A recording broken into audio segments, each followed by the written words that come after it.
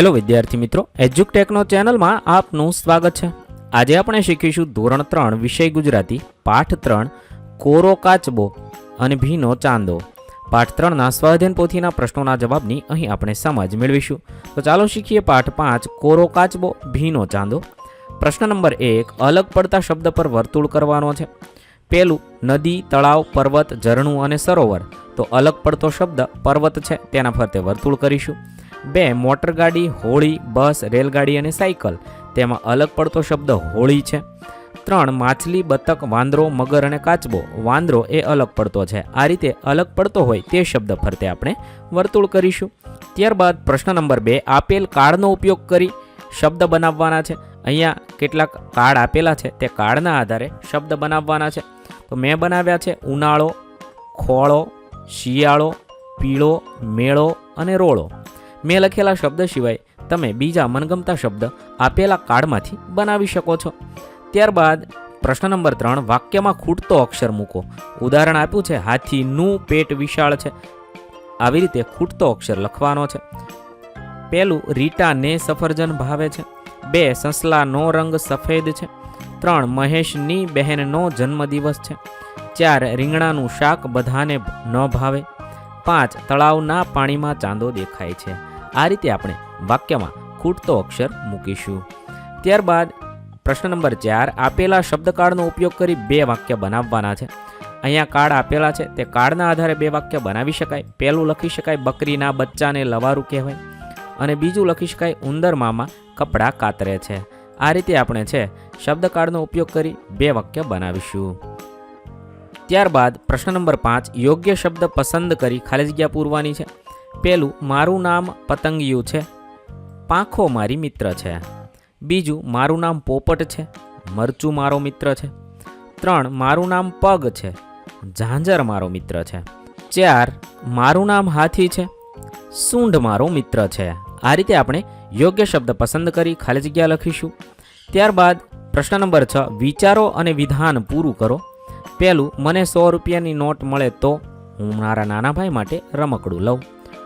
બીજું છે, હું પતંગિયું હોઉં તો મને ફૂલ પર બેસવાની મજા આવે। 3, હું વાંદરો હોઉં તો એક ઝાડ પરથી બીજા ઝાડ પર કૂદીને જાઉં। 4, મને ઉડતા આવડે તો બધી મને મનગમતી જગ્યાએ જાઉં। 5, હું શિક્ષક હોઉં તો બાળકોને બાળગીત અને વાર્તા કહું। આવી રીતે વિધાન વિચારવાનું છે અને જવાબ લખવાનો છે। વિદ્યાર્થી મિત્રો, તમે તમને મનગમતો કોઈ પણ જવાબ અહીંયા લખી શકો છો। ત્યારબાદ પ્રશ્ન નંબર 7, પતંગિયું, માછલી, હંસ અને કાચબો, જેને વિધાન લાગુ પડે તેનું નામ લખવાનું છે। પહેલું, હું ધીમે ધીમે ચાલું છું તો કાચબો। બીજું, અમે માન સરોવરે રહીએ છીએ તો હંસ। 3, હું રંગબેરંગી છું તો પતંગિયું। 4, હું જમીન પર રહું તો મરી જાઉં તો માછલી। આ રીતે તમે લખી શકો છો। ત્યારબાદ પ્રશ્ન નંબર 8, વાક્ય સાચું હોય તો તબડક તબડક લખો અને વાક્ય ખોટું હોય તો હુપાહુપ લખો। પહેલું, પતંગિયું સાવ જ રંગ વગરનું હતું તો હુપાહુપ। 2, તળાવના પાણીમાં તારાનો પડછાયો દેખાતો હતો તો હુપાહુપ। 3, યોજના મુજબ મહાબલીએ ઝાડની ડાળી પકડી તો હુપાહુપ। 4, રાત્રિના સમયે વાંદરા ઘસઘસાટ ઊંઘતા હતા તો તબડક તબડક લખીશું। ત્યારબાદ પ્રશ્ન નંબર 9, વધારાની માહિતી ઉમેરી વાક્યને વિસ્તાર કરો। ઉદાહરણ આપ્યું છે ઝાડ પર કાગડો છે, તો વધારાની માહિતી લખી ઝાડ પર કાળો કાગડો છે। આવી રીતે આપણે વાક્યનો વિસ્તાર કરી લખવાનું છે। પહેલું, છોડ પર ગુલાબ છે તો છોડ પર લાલ ગુલાબ છે। 2, આકાશમાં તારા છે તો આકાશમાં અસંખ્ય તારા છે।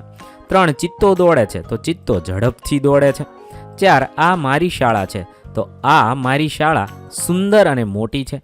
આવી રીતે તમે લખી શકો છો। ત્યારબાદ પ્રશ્ન નંબર 10, પ્રિય મિત્ર વિશે 5 વાક્ય લખો। મારો પ્રિય મિત્ર વિજય છે, અહીંયા તમે તમારા મિત્રનું નામ લખશો। વિજય 3જા ધોરણમાં ભણે છે, તે હોશિયાર અને સમજદાર છે, તેને ક્રિકેટ રમવું ગમે છે। અહીંયા બધી માહિતી તમે તમારા મિત્રને આધારે લખી શકો છો। મેં અહીંયા જે લખ્યો છે તે જવાબ માત્ર નમૂના રૂપ છે, તમે તમારા મિત્ર વિશે લખશો। ત્યારબાદ પ્રશ્ન નંબર 11, આપેલા પ્રશ્નોના જવાબ લખો। 1, રંગબેરંગી પતંગિયું તમારું મિત્ર હોય તો તમે તેનું નામ શું પાડો? જો રંગબેરંગી પતંગિયું મારું મિત્ર હોય તો તેનું નામ હું ટીનું પાડીશ। 2, વાંદરાઓને પાણીમાં ફળ છે એવું કેમ લાગ્યું? તો વાંદરાઓને પાણીમાં ચાંદાનું પ્રતિબિંબ દેખાતું હતું, તેથી તેને પાણીમાં ફળ છે તેવું લાગ્યું હતું। 3, કાચબાને માનસરોવર લઈ જવા માટે લાકડીના બદલે શાનો ઉપયોગ થઈ શકે? તો કાચબાને માનસરોવર લઈ જવા માટે લાકડીના બદલે દોરીનો ઉપયોગ પણ થઈ શકે છે. 4. તમને કાચબો મળે તો તમે શેની સલાહ આપશો? જો મને કાચબો મળે તો હું તેને વાતું ઓછી કરવાની સલાહ આપીશ. અહીં આપણા પાઠ 5ના પ્રશ્નોના જવાબ પૂર્ણ થશે. વિદ્યાર્થી મિત્રો, ધોરણ 3ના ગુજરાતી વિષયના સ્વાધ્યાયન પોથીના તમામ પાઠના પ્રશ્નોના જવાબના વિડીયો આપણી ચેનલ પર ઉપલબ્ધ છે, જે તમે ધોરણ 3 ગુજરાતી સ્વાધ્યાયન પોથી નામના પ્લેલિસ્ટમાંથી મેળવી શકો છો. પ્લેલિસ્ટની લિંક વિડીયોના ડિસ્ક્રિપ્શનમાં પણ આપેલી છે, તથા જો તમારે તેની પીડીએફની જરૂર હોય તો તે તમે આપણી એપ્લિકેશન પરથી મેળવી શકો છો. એપ્લિકેશનની લિંક પણ વિડીયોના ડિસ્ક્રિપ્શનમાં આપેલી છે. વિદ્યાર્થી મિત્રો, આપેલા વિડીયોની જો તમારે પીડીએફની જરૂર હોય તો તમે આપણી એપ્લિકેશન સ્માર્ટ સાથી પરથી મેળવી શકશો. વિદ્યાર્થી મિત્રો, આપણી એપ્લિકેશન સ્માર્ટ સાથી પ્લે સ્ટોરમાં આવી ગઈ છે, જેની અંદર તમે બધા વિભાગ જોઈ શકો છો. તેની અંદર વિવિધ ધોરણ છે. ધોરણ ઉપર ક્લિક કરતાં વિવિધ વિષય ખુલશે. વિષય ઉપર ક્લિક કરતાં તેની અંદર આવતા પાઠ ખુલશે. તેની અંદરથી તમે પાઠ્યપુસ્તક પણ ડાઉનલોડ કરી શકો છો. તેની અંદર આપેલા પાઠમાં ક્લિક કરતાં તમે પાઠની પીડીએફ, સ્વાધ્યાયની પીડીએફ, સ્વાધ્યાયન પોથીની પીડીએફ, પાઠના વિવિધ વિડીયોઝ, સ્વાધ્યાયના વિડીયોઝ, સ્વાધ્યાયન પોથીના વિડીયોઝ બધું જોઈ શકો છો અને ડાઉનલોડ પણ માત્ર એક ક્લિકમાં કરી શકો છો. વિદ્યાર્થી મિત્રો, આપણી એપને સપોર્ટ કરજો, ડાઉનલોડ કરજો.